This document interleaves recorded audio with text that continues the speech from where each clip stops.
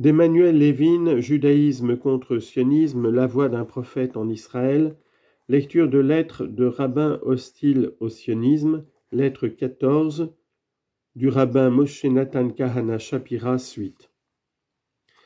Malheur à ceux qui agissent selon la sagesse humaine. Nos sages ont dit, le Saint béni soit-il a fait une charité aux enfants d'Israël en les dispersant parmi les nations. Talmud, Pesachim 87. Il est encore écrit, Talmud Avoda Zara 10, je les disperserai comme les 4 points cardinaux. Si l'on veut nous faire entendre seulement que Dieu a dispersé les enfants d'Israël aux 4 points cardinaux, on aurait dû dire, je les disperserai aux 4 points cardinaux et non pas comme les 4 points cardinaux. Mais de même que le monde ne peut pas exister sans 4 points cardinaux, ainsi les nations ne peuvent pas se passer des fils d'Israël. Fin de citation du Talmud. Ce que les sionistes considèrent comme un méfait est un bienfait, car Israël survit grâce à l'exil. C'est parce qu'il est dispersé que ses ennemis n'arrivent jamais à l'exterminer totalement. Lorsque les Juifs sont persécutés dans un pays, ils trouvent refuge dans un autre pays où sont établies des communautés juives. Concentré en un endroit, le peuple juif est vulnérable.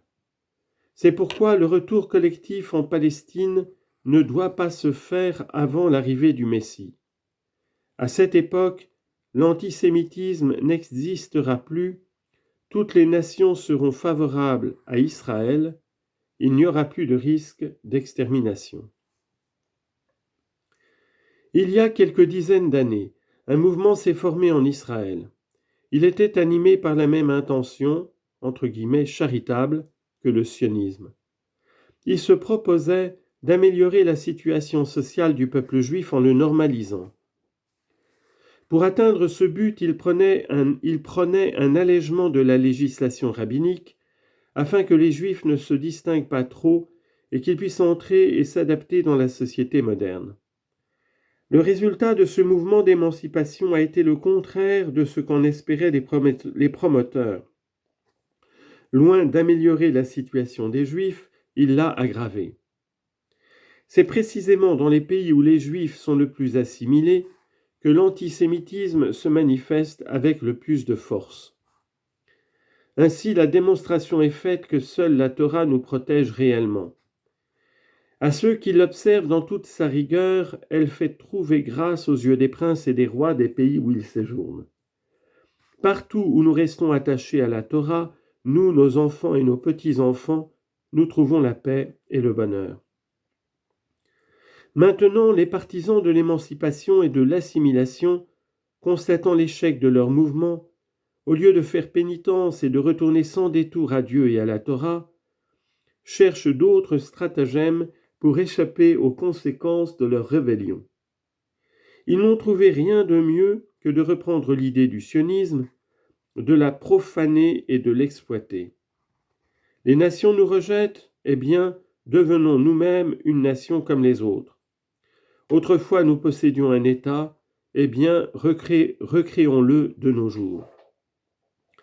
Ainsi, les sionistes font croire qu'ils sont des Juifs pénitents, qu'ils reviennent à leurs premiers amours en chérissant et en adorant Sion, alors qu'il n'y a pas bien longtemps, ils ne voulaient plus entendre de ce nom sacré et le méprisaient, afin de ne pas se faire remarquer dans la société et de passer pour de bons patriotes et de fidèles citoyens. C'est un faux retour, c'est une fausse pénitence, car ils ne voient pas l'origine de leur péché, la source de leur rébellion. C'est ce qui était arrivé à nos ancêtres dans le désert lors de l'épisode des explorateurs. La même histoire se renouvelle aujourd'hui, relisons-la. Après avoir entendu le récit des explorateurs, citation, toute l'assemblée éleva la voix et poussa des cris et le peuple pleura pendant la nuit. L'Éternel entendit leurs plaintes et il fut pris de colère et dit, tous ceux-là ne verront pas le pays. Mais ils se levèrent de bon matin et montèrent au sommet de la montagne en disant, nous voici, nous monterons au lieu dont a parlé l'Éternel, car nous avons péché. Moïse leur dit, Pourquoi transgressez-vous l'ordre de l'Éternel? Cela ne réussira pas, ne montez pas, car l'Éternel n'est pas au milieu de vous. » Ils s'obstinèrent à monter, mais l'arc de l'Alliance et Moïse ne sortirent pas du milieu du camp. Alors descendirent les Amalécites et les Cananéens, ils les battirent et les taillèrent en pièces. Fin de citation. Cette histoire est surprenante. N'avaient-ils pas fait pénitence? D'abord, ils ont méprisé le pays. Ils n'ont pas voulu y monter parce qu'ils avaient peur. Citation, « Nous tomberons par l'épée, nos femmes, nos enfants deviendront une proie. » Fin de citation. Mais ensuite, ils font preuve d'un courage et d'une intrépidité étonnante.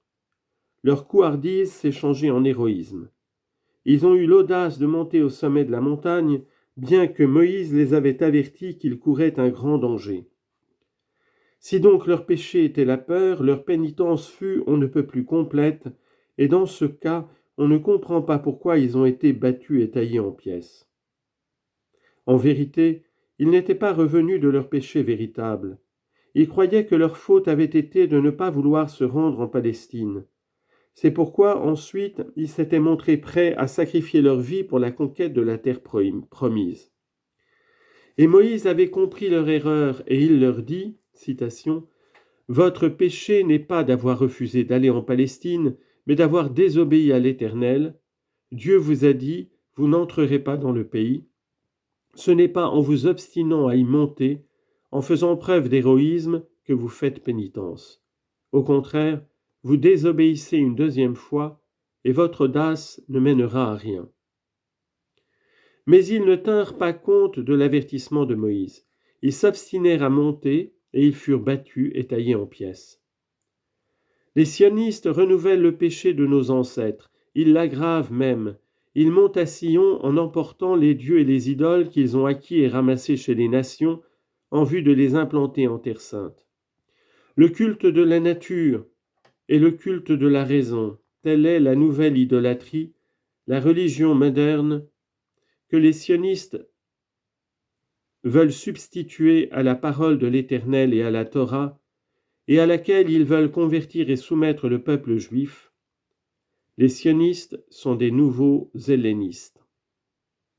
Fin de cette 14e lettre du grand rabbin Moshe Nathan Kahana Shapira.